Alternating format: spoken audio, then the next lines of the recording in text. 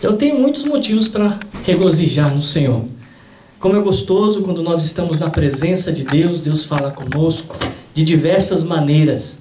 Deus tem falado comigo essa semana de uma forma muito especial, que Ele sempre cuida de nós, Ele sempre está do nosso lado, Ele nunca nos abandona. Ah, pastor, mas você não sabia já disso? Sabia.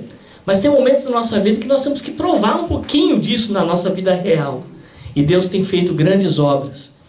E hoje eu quero estar finalizando Êxodo capítulo 2, o último versículo, versículo 25, que diz assim: E atentou Deus para os filhos de Israel, e Deus os conheceu. Em outra versão diz assim: E viu Deus os filhos de Israel, e atentou para a sua condição. Eu quero usar como tema dessa noite: Deus responde a nossa oração. Amém? Nessa sequência de Êxodo, nós temos estudado muita coisa interessante aqui. Desde dos primeiros versículos até chegar no versículo 25, Deus tem falado muito nessa vida que Moisés estava por viver. Mas o foco nem tanto é a história da vida de Moisés. Parece que foca Moisés no capítulo 2. Entretanto, Deus está criando um panorama, um fundo histórico para fazer a sua obra com o seu povo. Deus estava trabalhando individualmente em uma pessoa para que o seu povo fosse beneficiado, para que o seu povo fosse alcançado de uma forma completa. Da mesma forma, eu vejo que Deus tem feito conosco aqui.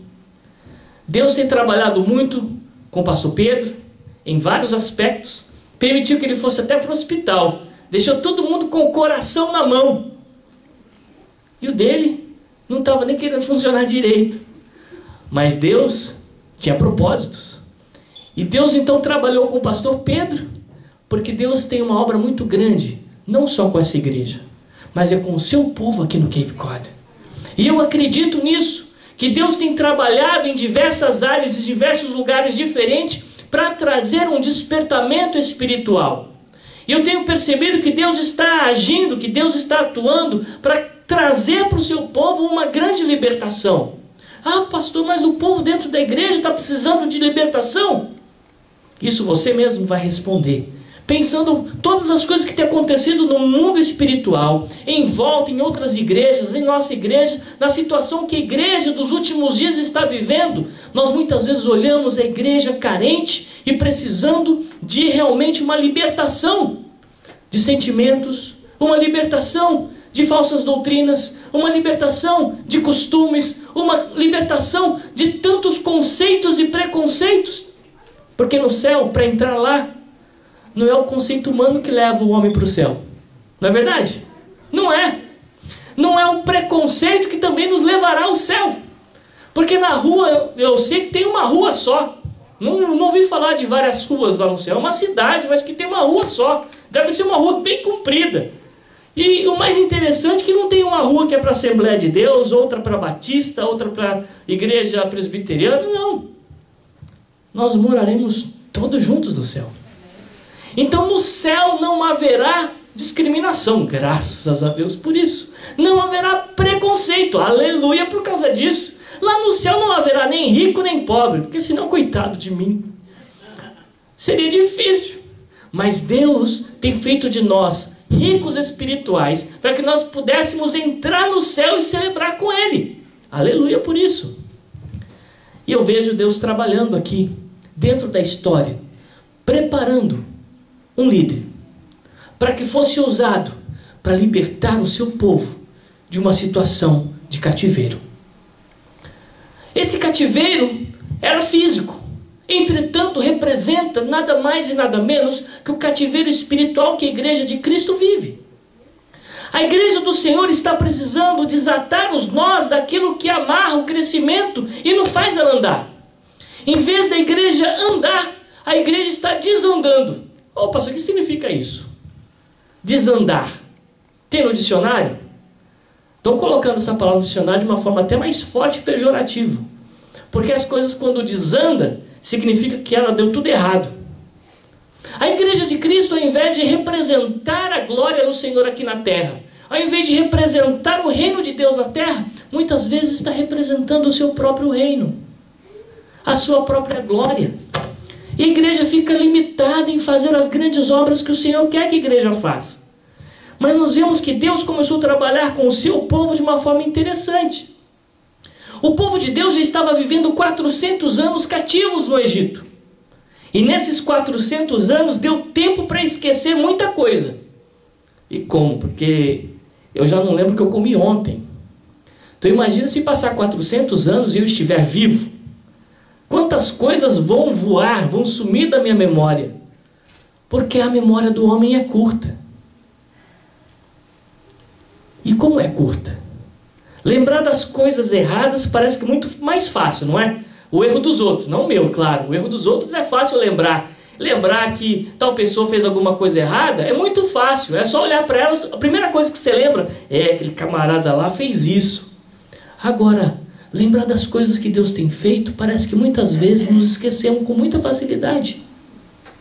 E Deus permitiu que o povo do Senhor ficasse 400 anos no deserto, não no deserto, mas 400 anos nesse cativeiro, permitiu que eles esquecessem um pouquinho da aliança que havia feito com Abraão, com Isaac, com Jacó, para que eles pudessem entender a necessidade de quê?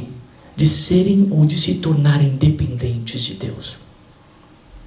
O maior segredo espiritual que eu vejo na palavra do Senhor se repousa nesse termo, depender de Deus. É um dos grandes segredos. A oração é um grande segredo, ler a Bíblia é segredo, mas não adianta nós orarmos e nós lermos a Bíblia se nós não nos tornarmos verdadeiros dependentes de Deus. Pergunta para você mesmo aí, na sua cabeça, dentro de você, será que eu sou dependente de Deus? Será que eu dependo de Deus? Ou será que eu quero ser totalmente independente? O que é ser independente? Eu tenho 2 filhos em casa, adolescentes. E eu analiso pela vida deles. Quantas vezes nós com Deus somos exatamente como esses filhos adolescentes ou aborrecentes, como dizem por aí. Meus filhos, graças a Deus, não são aborrecentes.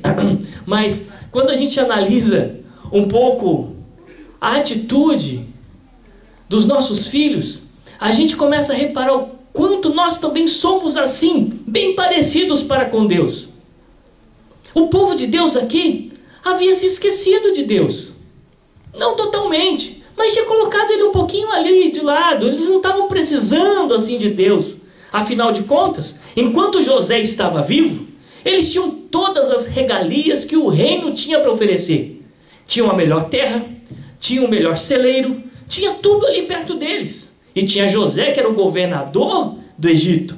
Então, com certeza, eles tinham ali seus benefícios. Mas quando morreu José, quando morreu toda a família de José, isso você vê no capítulo 1, de repente eles se viram sem aquele apoio que eles tinham antes. Mas tudo bem, ainda dava para sobreviver. A terra era farta, muitos deles haviam crescido profissionalmente, outros já tinham se tornado ou talvez alguém importante dentro do reino. E aí nós vemos que a situação começa a apertar, porque muda de rei, o faraó muda. O novo faraó que estava aí, claro, mudaram vários, passaram 400 anos, então provavelmente passou aí pelo menos uns 7, 8 faraós, ou mais. E dentro desse período agora, esse novo faraó não reconhecia de modo algum o que José havia feito pelo reino do Egito. Pelo contrário, quando ele vê aquele povo grande, ele fala, não, alguma coisa a gente tem que fazer para manter esse povo pequeno, cresceu demais. Vamos tentar diminuir esse povo, vamos tentar conter o crescimento desse povo, eles não podem crescer, eles têm que ficar desse tamanho. E veio problema, veio dificuldade, começaram a mudar a situação, colocou eles como escravos. E depois de escravos começou ainda a oprimir um pouco mais a família, aumentou o tipo de serviço, aumentou um pouco da carga que eles possuíam. E o povo nada de clamar ao Senhor ainda, dava para aguentar. Enquanto o povo estava aguentando e não estava sentindo-se dependente de uma ajuda, eles continuaram. Muitas vezes nós agimos assim. Está passando dificuldade? Mas dá para aguentar mais um pouquinho, vamos esperar mais um pouco. Não, vamos deixar Deus quietinho lá, Deus tem tanta coisa para resolver, para que eu vou clamar ao Senhor? Deus conta com a nossa dependência. Enquanto eu não me sentir, enquanto eu não me tornar dependente da graça, dependente do favor, dependente da ajuda e da mão de Deus, Deus não vai fazer nada. Porque Ele está vendo que você é aquele filho independente, que quer fazer tudo sozinho. Deus vai deixando. Deus permite. Sabe por que Deus permite? Porque Ele quer que você aprenda, você mesmo. Não adianta eu falar como pastor.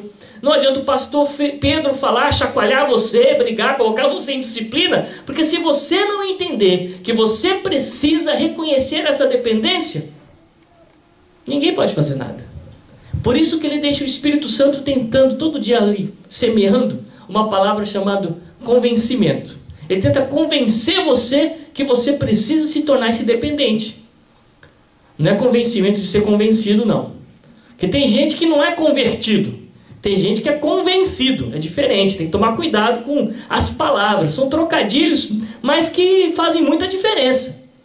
Tem gente que é convencido que é cristão, mas a vida dele não condiz com o que ele fala. Tem gente que é convencido que se converteu, mas falta muita coisa ainda. E esse povo era convencido de que não precisava ainda de Deus. Então as coisas foram piorando. E Deus permite. Até chegar ao ponto em que nós entendemos que precisamos de ajuda. Olha só. O povo começou a ficar sem perspectiva.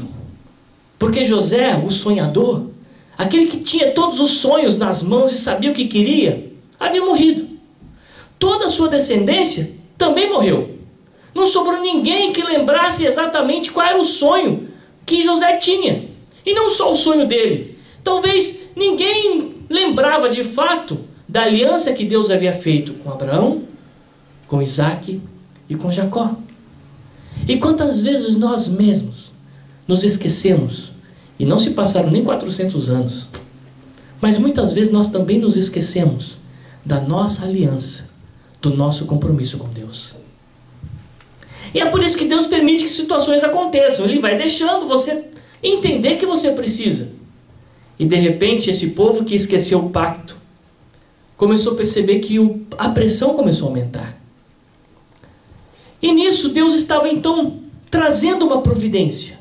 Quando a situação ficou difícil, quando os filhos agora começaram a ser perseguidos, Deus, Ele sempre traz providência. Porque Ele não deixa de cuidar, Ele não deixa de olhar, Ele não deixa de tomar conta. Deus lá de cima, mesmo quando você está em rebelde, achando que pode fazer tudo sozinho, Deus ainda está de olho. Da mesma forma como eu comecei dizendo a respeito dos meus filhos, minha filha começou a trabalhar agora, então ela já se acha independente financeira. Ela se acha agora a rica, né? Está cheia da grana. De vez em quando tem que chorar lá, ô filhinha, me ajuda aí um pouquinho então, né? Agora a gente pode pedir também, né? Mas a gente vê que essa independência é até onde chega o momento que ela vê que o que ela recebe, o que ela tem, não é o suficiente. E outras coisas mais, que não é só o dinheiro que nos faz independentes. Tem muitas outras coisas que precisam acontecer.